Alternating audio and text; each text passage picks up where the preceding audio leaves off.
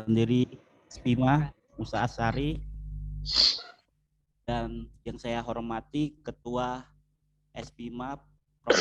Don, yang saya hormati tim SPIMA beserta jajarannya, yang saya banggakan teman-teman, Bapak Ibu peserta semua yang telah hadir mengikuti acara SPIMA.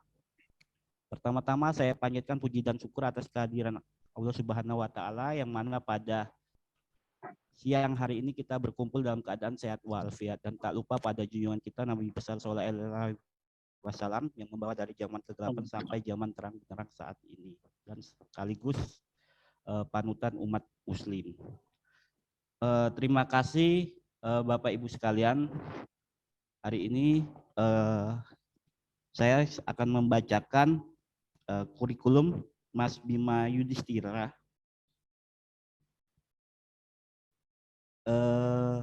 Kebetulan Mas Bima Yudhistira Adi Negara, ekonom, peneliti,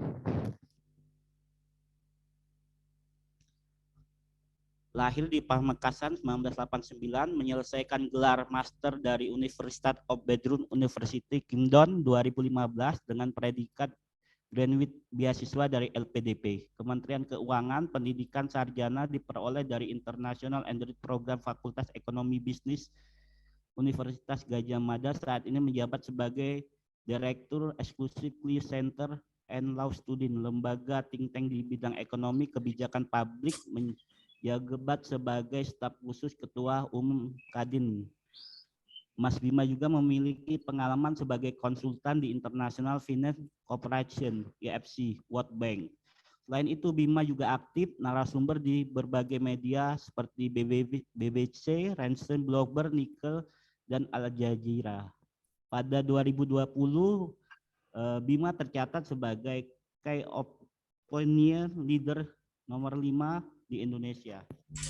Riwayat pendidikannya 2008 sampai 2013 beliau di Fakultas Ekonomi dan Bisnis Universitas Gadjah Mada. 2014 sampai 2015 MSc in Finance University of Brevard United Kingdom. Terus pekerjaannya 2021 Direktur Eksekutif Center Economy and Law Student. 2013-2021 ekonomi peneliti Indef. 2016-2017 beliau di Bappenas. 2016-2021 Kandin Kamar Dagang Industri, dan 2019 beliau di International Finance Corporation World Bank.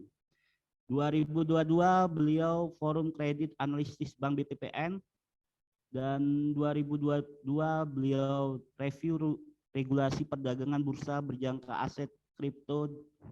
2022 dampak multi aset terhadap investor retail, dan 2022 technical exchange jika financial substansial for land bank tanah.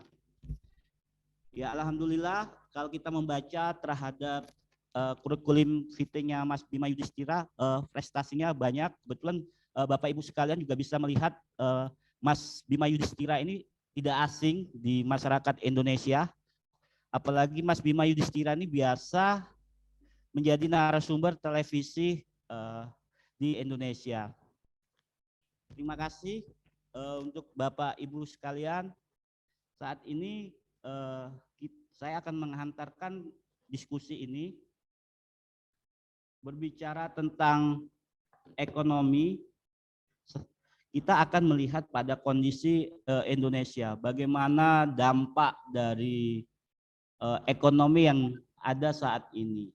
Kalau kita melihat ekonomi saat ini, kita setelah melewati bahwa kita berada pada resesi ekonomi, yaitu kita pernah menghadapi, dan saat ini ekonomi kita sedang tidak baik-baik saja. Posisinya yaitu kita menghadapi COVID-19, yang mana di dunia global kita mengetahui bahwa hampir semua negara menghadapi krisis ekonomi. Saat ini Indonesia telah melewati krisis ekonomi saat COVID-19 melanda.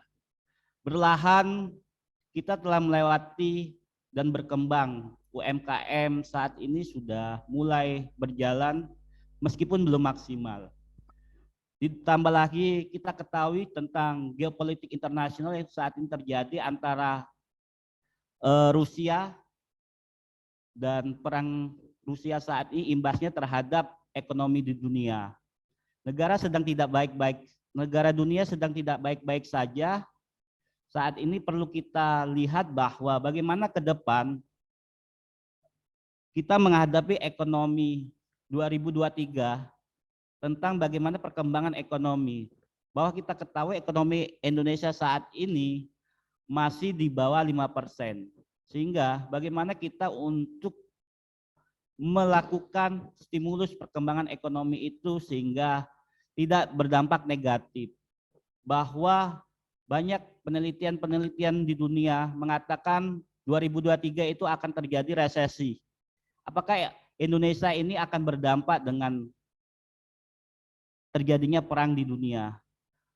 Oke, saya haturkan untuk Mas Bima Yudhistira memaparkan materi dengan 25 menit, nanti dilanjut dengan tanya jawab diskusi. Nanti kita selesai 10.30 tadi. Seperti itu, Mas Bima Yudhistira, waktu dan tempat saya persilakan. Terima kasih Mas Edi. Terima kasih juga sudah mengundang nih dari Pak Musyasyari Asyari, kemudian juga Mas Noval Kurniawan.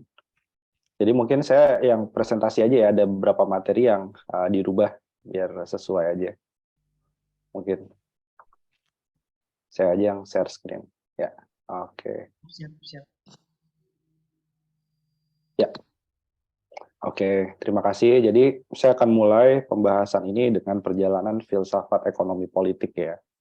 Jadi kita lihat bahwa teorinya Francis Fukuyama itu kan bahwa the end of history and the last man, ternyata pemenang akhir dari semua kompetisi ini adalah kapitalisme gitu.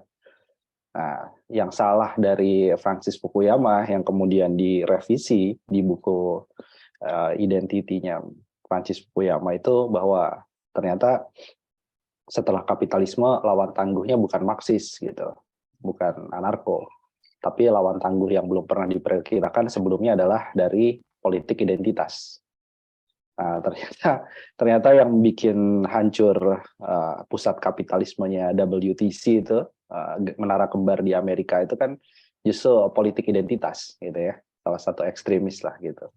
Jadi itu, dan kemenangan misalnya yang mengacak-acak tatanan ekonomi di Amerika Serikat itu adalah dari anak kapitalisme sendiri, yaitu politik identitas yang bernama proteksionisme.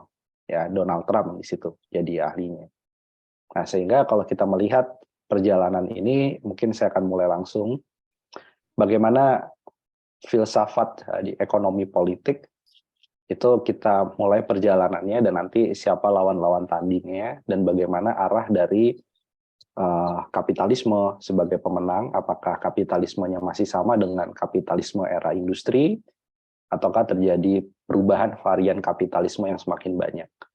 Nah, itu untuk menjawab juga tadi pertanyaan, bagaimana kita mencermati krisis ataupun resesi yang hari-hari ini gitu ya, semakin menjadi salah satu topik perdebatan di ekonomi. Yang pertama, kita tentu melihat bahwa awalnya masyarakat melakukan sebuah aktivitas, ya, di mana aktivitas itu sering didefinisikan sebagai meramu, ya, kemudian berburu, ya, kemudian masuk pada aktivitas setelah primitif, dia akan masuk pada aktivitas yang disebut sebagai feodalisme, ya, di mana pada saat itu tanah-tanah, aset-aset produktif itu dikuasai oleh segelintir orang. Halo, apa suaranya terdengar? Terdengar.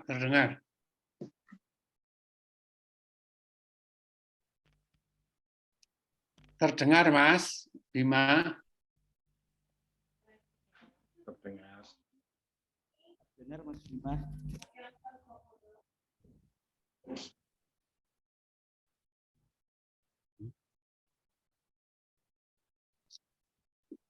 Ini baru hilang ini, suaranya nggak dengaran. Oh, Oh, sinyalnya mungkin ini, Prof. oh, Sorry. oke. Internetnya maklum. Bentar, saya ulang lagi ya. Oke, semoga sudah terlihat lagi ya. Ya, terlihat, Mas. Ya, Pak. Maklum Pak, di desa Pak, saya Pak. Oh, sama dong. Ya, saya di kaki Merapi nih, jadi internetnya oke. Oh ya, Nah, saya lanjutkan lagi. Nah, jadi kalau kita melihat alurnya, di mana muncul setelah primitivisme ya, masyarakat berburu meramu, muncul kepemilikan modal ini di segelintir tangan dari mereka yang kadang-kadang mereka berkedok bahwa titisan Tuhan, gitu ya. Ada juga yang kemudian menjadi Superman. Maksudnya Superman itu mereka menciptakan mitos bahwa bumi seisinya ini adalah milik segolongan kecil. Apakah dia bangsawan, apakah dia kerajaan. Nah, itu awal mula dari feodalisme. Gitu ya. Kemudian muncul era merkantilis yang kemudian dikenal sebagai era perdagangan, terutama perdagangan antar wilayah. Dan merkantilis ini yang kemudian juga memicu terjadinya eksplorasi, terjadinya kolonialisme di berbagai wilayah. Kemudian muncul era industrialisasi. Nah, ini seringkali disebut sebagai revolusi industri 1.0. Di mana dalam era industrialisasi ini mulai muncul berbagai kritik bahwa yang bisa memenangkan ekonomi adalah pemilik dari aset-aset alat produksi atau alat produksi. Sementara di situ akan terjadi polarisasi yang ekstrim antara para kapitalis, ya, mereka yang memiliki pabrik, memiliki mesin, versus pekerja, ya, yang disebut sebagai proletariat. Nah, ini fase industrialisasi. Karena semuanya termekanisasi, semuanya menjadi division of labor. Jadi kalau zaman merkantilis itu kira-kira gampangnya adalah ada orang jualan tempe, tahu, siomay, batagor gitu ya. Nah, zaman industrialisasi nggak bisa gitu. Pekerja ditanya, kamu bisanya apa? Saya bisanya bikin siomay. Ya udah, sampai mati gitu kan. Dia hanya spesialisasi pada satu bidang saja. Nah, jadi tidak bercampur-campur seperti era merkantilis. Jadi mulai spesialisasi. Dan itu yang mengakibatkan terjadinya berbagai kritik bahwa wah nggak bener nih, sudah mereka yang punya aset itu mengeksploitasi dengan upah yang sangat rendah, sementara di sisi yang lain kaum proletar itu mengalami alienasi atau mengalami keterputusan dia sebagai seorang manusia karena dari bangun tidur sampai tidur lagi kerjanya cuma bikin siomay gitu. Itu gambaran singkatnya gitu ya yang terjadi di era industrialisasi dan mengakibatkan ketegangan-ketegangan yang puncaknya ya kata Marx ya itu akan terjadi perlawanan atau perjuangan kelas di mana proletariat yang akhirnya merebut alat produksi. Nah, itu fase-fase perdebatan industri. Meskipun Marx banyak salahnya gitu.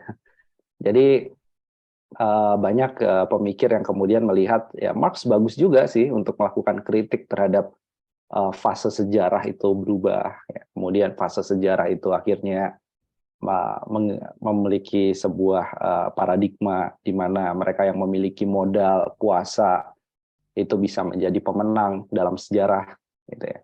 Menurut teorinya Hegelian. Nah, tapi Marx salahnya adalah ending dari fase industrialisasi dengan semakin banyaknya pabrik yang berdiri itu ternyata tidak lantas menyebabkan terjadinya revolusi gitu.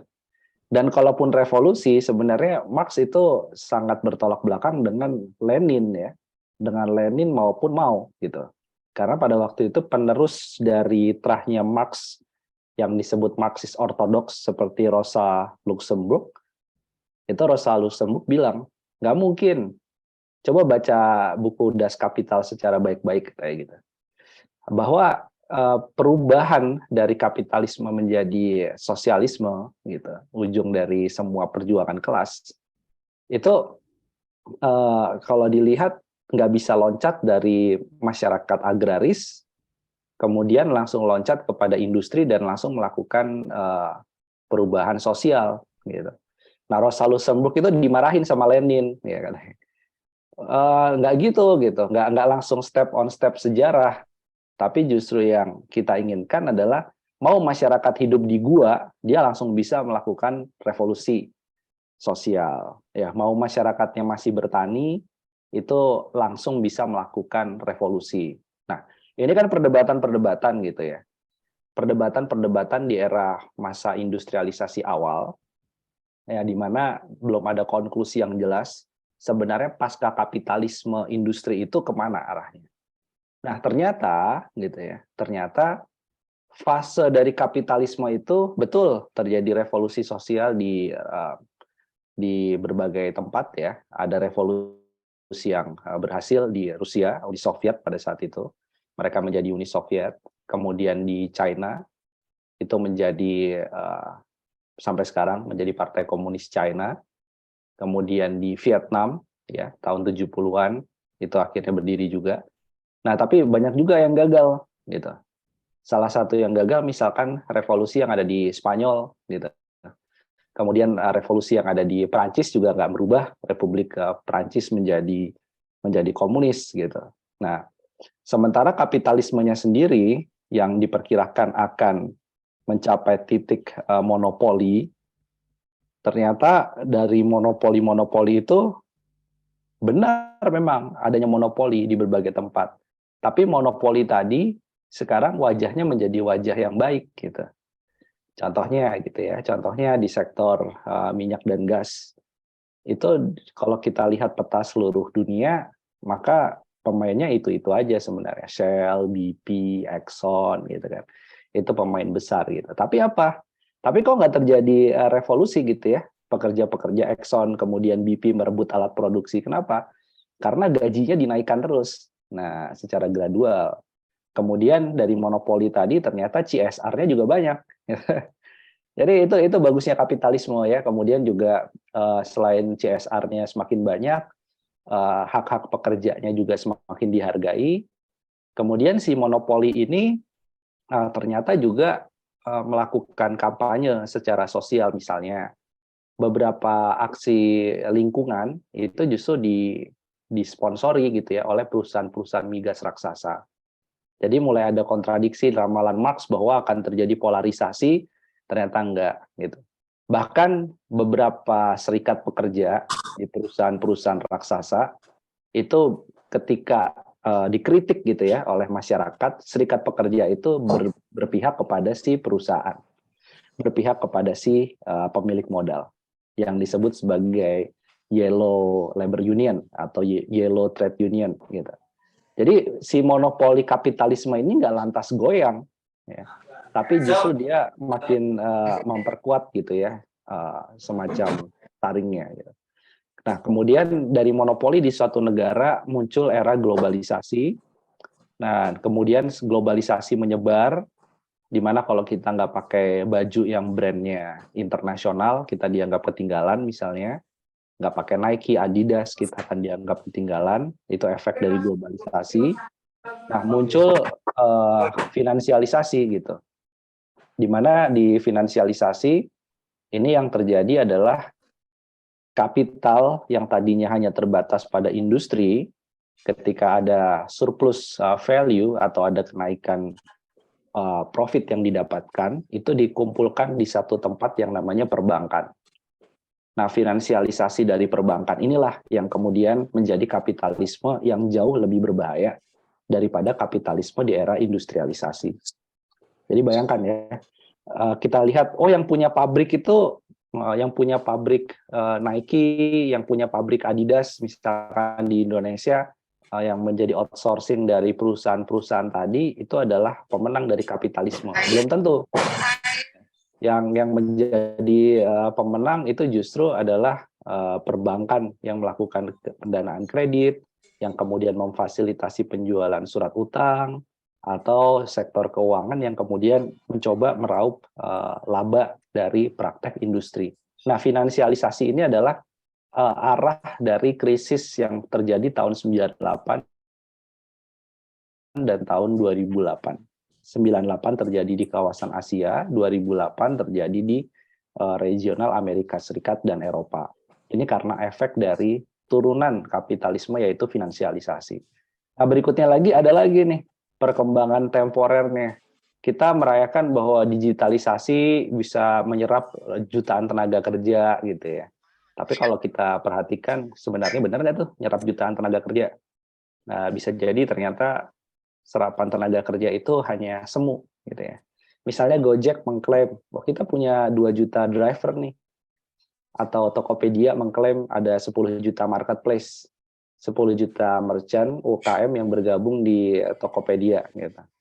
Nah, tapi ternyata dari klaim-klaim itu kita bisa menunjukkan mereka bukan pekerja dan sebenarnya tidak menciptakan tenaga kerja baru. Kenapa begitu? Karena dari efek digitalisasi justru menciptakan prekariat. Prekariat ini adalah mereka yang seolah bekerja, tapi sebenarnya waktu kerjanya nggak pasti, tidak dilindungi undang-undang ketenaga kerjaan, kemudian si prekariat ini juga tidak punya jenjang karir, tidak punya masa pensiun, tapi seolah-olah kapitalisme digital itu menjadi harapan. Padahal ini justru menjadi pemusatan kekayaan di salah satu pihak gitu ya. Yang punya platform ya semakin kaya. Nah, oke. Dan kalau kita trace ke belakang, salah satu yang cukup menarik sebenarnya teori dari Kisney, ya, Kisney dari Prancis ini sebenarnya masih cukup relevan untuk membedah kapitalisme yang berkembang variannya banyak. Tapi kalau dilihat kunci-kunci dari kapitalisme itu sebenarnya tidak jauh-jauh dari apa yang Kisney temukan pada tahun 1758. Nah, dia membedakan ya masyarakat menjadi masyarakat produser atau mereka yang membuat barang gitu ya. Kemudian ada masyarakat yang disebut sebagai kelas de propriétaire. Ya, ini adalah kelas yang disebut sebagai kelas merchant atau pedagang ya. Kemudian ada yang namanya kelas steril gitu.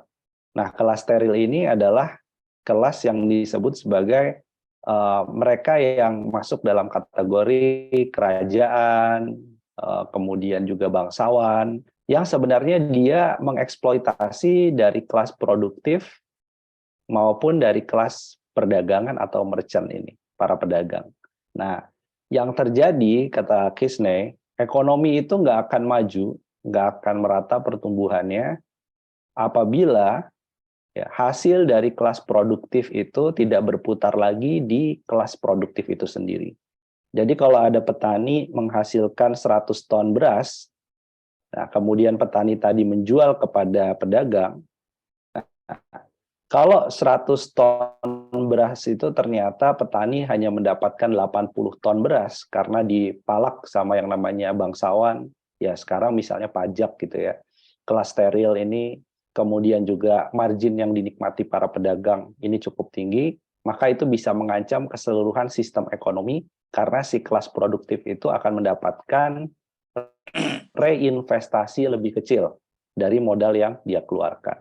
Nah ini, jadi kalau mau bicara digital pun pakai Kisney juga masih relevan. Bahkan Mariana Mazzucato, profesor dari London School of Economics, dia bagus sekali tuh dengan bukunya yang disebut The Theory of Everything, The Value of Everything. Mariana Mazzucato bicara bahwa sebenarnya ekonomi sekarang ini makin tidak produktif karena mereka yang sebenarnya menghasilkan barang atau menghasilkan jasa, tapi itu merasakan dampak yang lebih kecil atau bagian porsi yang lebih kecil dibandingkan dengan mereka yang menikmati lewat pajak, misalnya anggota DPR, kerjanya ngapain anggota DPR gitu kan, tapi dia menikmati anggaran yang besar dari pajak. Ya. Menteri kalau nggak kerjanya nggak jelas, dia menikmati dari pajak, itu juga dianggap sebagai kelas yang steril atau kelas yang mengeksploitasi kelas lainnya. Nah, itu yang terjadi begitu juga dengan platform digital, mereka yang mengeksploitasi dari para pekerja yang nggak pasti tadi, dapat penghasilan besar, sebenarnya itu justru bukan hal yang bagus bagi perekonomian, tapi justru kemunduran bagi ekonomi. Ya. Nah, kemudian Adam Smith muncul dan mengkritik Kisney tadi. Sebenarnya kalau yang disebut kelas produktif itu apa? Karena Kisney bilang produktif itu yang menghasilkan pertanian. Nah, Adam Smith bilang bukan tanah atau pertanian, yang terpenting menciptakan nilai tambah di sektor manufaktur atau industri. Nah, ini Adam Smith dikenal sebagai bapak industri ya, bapak ekonomi liberal, tapi base-nya adalah industri.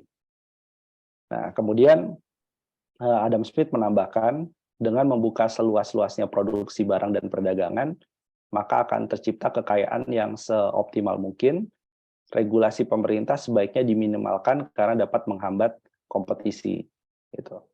Nah, ini mulai tadi yang bikin barang spesifik sampai mati, dia hanya mengerjakan tekstil misalnya, atau hanya mengerjakan sepatu. Ini sebenarnya bentuk eksploitasi menurut Marx ya. Dia mengkritik Adam Smith bahwa division of labor ini menjadi alienasi dan membuat manusia tidak bebas gitu. Karena harusnya manusia, ya kata Karl Marx, paginya dia mungkin sarapan sama anaknya, kemudian siangnya dia kerja, baca buku, ya malamnya kemudian berdiskusi soal politik. Jadi kalau manusia hanya disekat-sekat seperti ini sebenarnya bentuk eksploitasi dan kapitalisme, oleh karenanya harus disalahkan gitu ya. Nah, kemudian muncul David Ricardo, saya skip. Nah, yang menarik ini adalah pertemuan antara kapitalisme dengan agama. Nah, ini seringkali banyak ditafsirkan bahwa ya nggak apa-apa menjadi seorang kapitalis gitu, karena bagi sebagian orang yang religius, kapitalisme itu artinya bekerja keras. Kalau misalnya ada orang yang miskin, itu pasti dia tidak mengikuti spirit dan etik dari kapitalisme. Karena dia tidak bekerja keras, dia malas-malesan, ya hidupnya kemudian tidak produktif. Nah, kenapa muncul mitos-mitos seperti itu? Karena Max Weber kemudian pada ya sekitar tahun 1900 dia mencoba melakukan studi riset di lembah Sungai Rhein, bahwa di situ ditemukan komunitas yang sangat religius karena ada patron yang namanya gereja. Nah, gereja tadi ternyata mengembangkan sistem yang disebut kapitalisme. Di mana dalam sistem kapitalisme memang semuanya bekerja secara keras, tapi uang hasil dari upah dan uang hasil dari produksi itu kemudian sebagian didonasikan untuk misi agama, ya dalam hal ini adalah Kristen gitu ya. Kemudian juga direinvestasikan kembali kepada modal, sehingga orang bisa jual dapat untung, untungnya dimasukkan lagi ke modal, bisa beli barang lebih banyak atau produksi barang lebih banyak, kemudian itu yang akan terus terakumulasi menjadi sebuah keuntungan yang lebih besar lagi ke depannya. Nah, perbedaannya adalah satu ya, bahwa pekerja keras, tapi ujungnya kenapa harus bekerja keras? Karena ini untuk salah satu misi beragama. Nah, ini mungkin yang agak putus gitu. Kalau hanya bekerja keras tapi hanya untuk individu, untuk memperkaya diri sendiri, itu sebenarnya bukan kapitalisme awal, atau menurut Weber kapitalisme yang beretika gitu, yang sesuai dengan etika Protestan.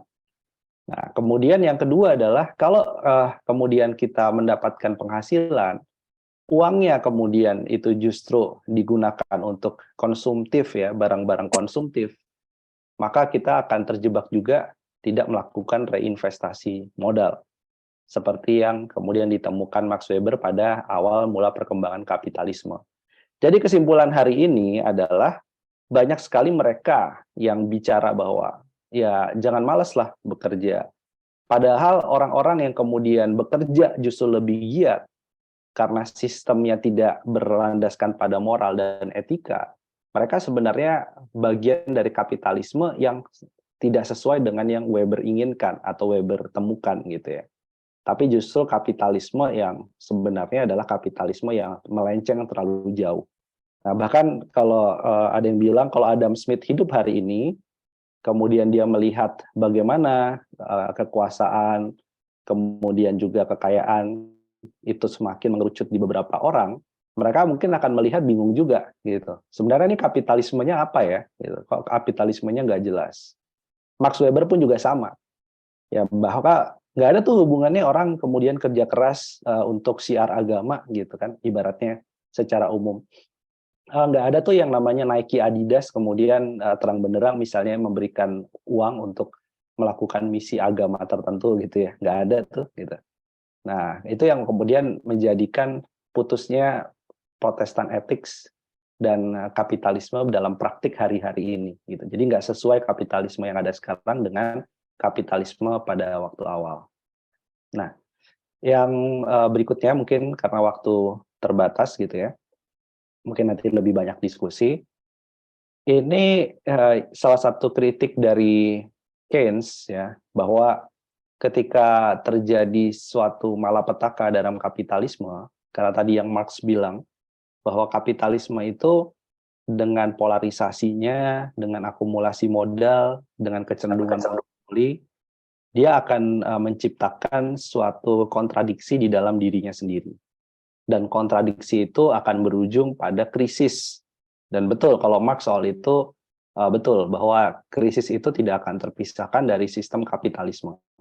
Dia akan terus-menerus mengalami krisis, dan salah satu obat dari krisis itu, ya menurut pandangan liberal, itu adalah kapitalisme itu sendiri. Jadi, kalau ada krisis, ya sudah, biarkan saja, karena nanti pasar akan mencari titik equilibrium. Jadi filsafatnya begitu. Jadi akan mencari titik equilibrium, karena alam akan bekerja dengan sendirinya, dengan tangan Tuhan yang tidak terlihat, invisible hand, maka akan mencapai titik equilibrium. Jadi kalau ada krisis seperti sekarang misalnya krisis pandemi, kemudian juga ada krisis atau resesi secara global 2023, biarin aja gitu. Dibiarkan saja, negara nggak usah ikut campur. Nah, titiknya adalah pada tahun 1930 ketika terjadi depresi besar. Itu orang loncat dari banyak gedung di Wall Street ya, dari Empire State Building, karena dia kehilangan uang yang begitu besar dengan spekulasi saham. Jadi tahun 1930 menandai kritik terhadap kapitalisme.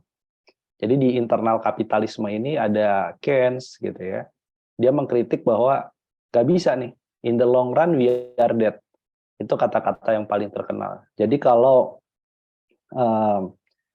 misalnya dalam kondisi krisis negara tidak melakukan intervensi, membiarkan kepada pasar, maka dalam jangka panjang akan terjadi krisis yang lebih dahsyat dan tidak mungkin akan ada pembalikan arah menjadi pertumbuhan yang positif.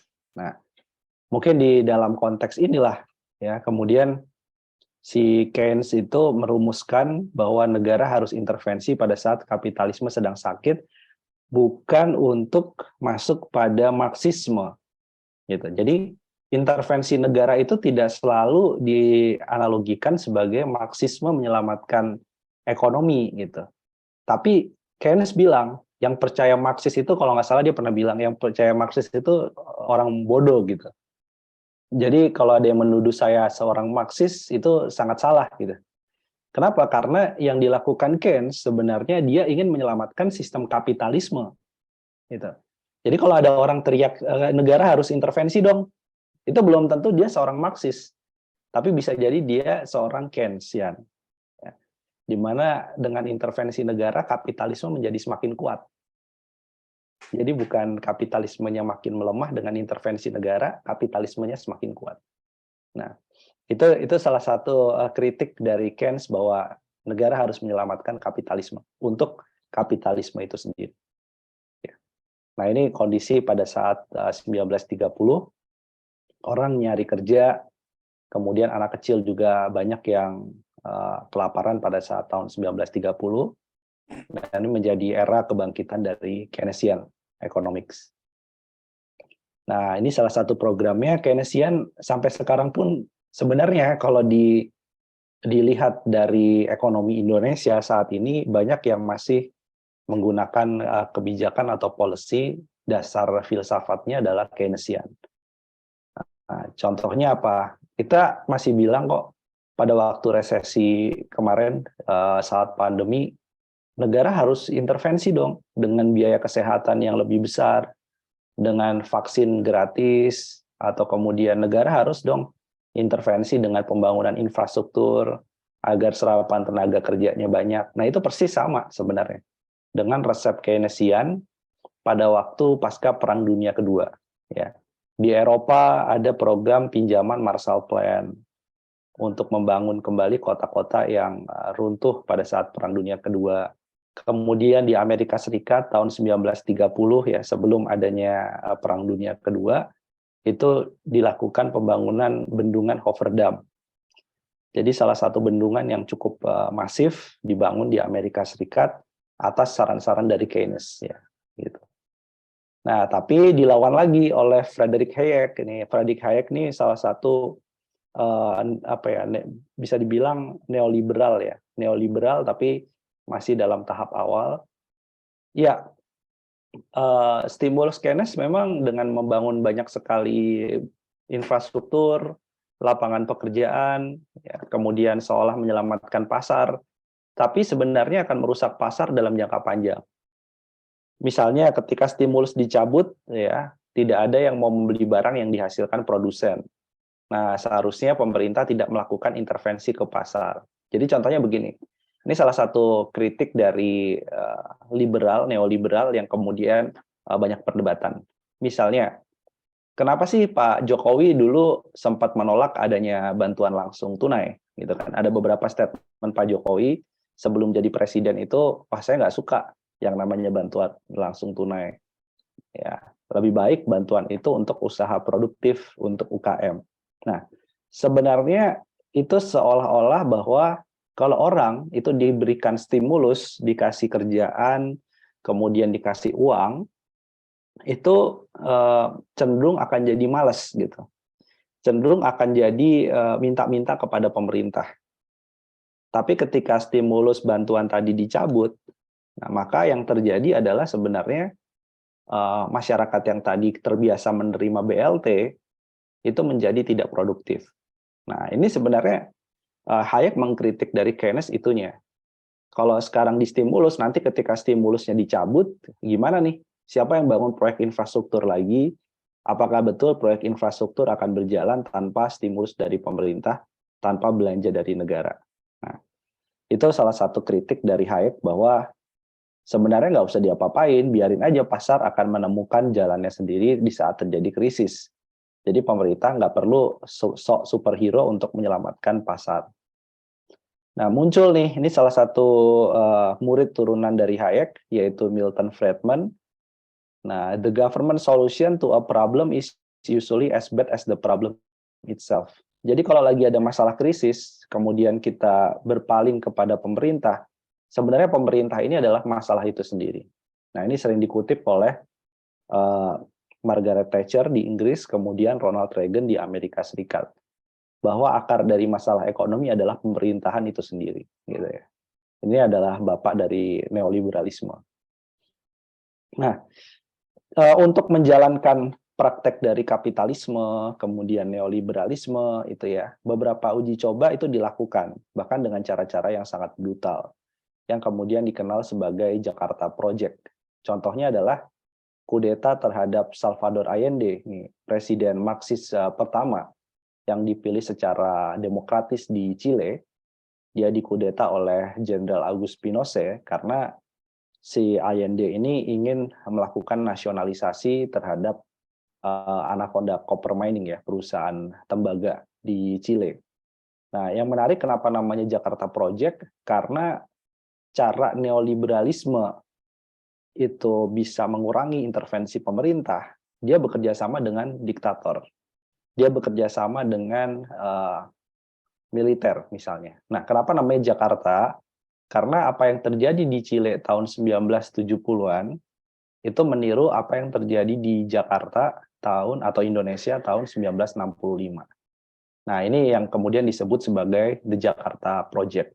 Bagaimana menginstal neoliberalisme itu dengan melakukan ya penghabisan terhadap anasir-anasir yang menginginkan intervensi negara lebih besar. Oke.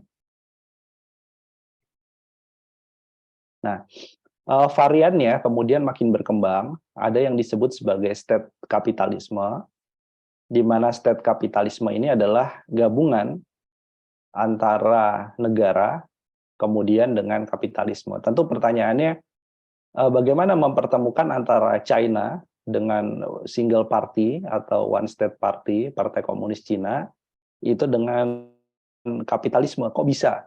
Bagaimana mungkin China tanpa ada demokrasi, seperti di Indonesia banyak partai boleh berdiri dan lain-lain, tapi bagaimana China bisa mendeliver pertumbuhan ekonomi 10% sempat ya, dalam 10 tahun, beberapa tahun sebelum tahun 2010 ya. Mereka bisa mendeliver pertumbuhan ekonomi rata-rata 10%. Apa yang menjadi rahasia? Rahasia dari China adalah state kapitalisme. Jadi politiknya dikendalikan, tetapi untuk pergerakan kapitalisme dan bisnis itu didorong sebebas-bebasnya. Makanya China adalah salah satu negara dengan jumlah entrepreneur yang paling banyak di dunia. Selain ya memang karena populasinya besar. Kemudian China juga salah satu negara dengan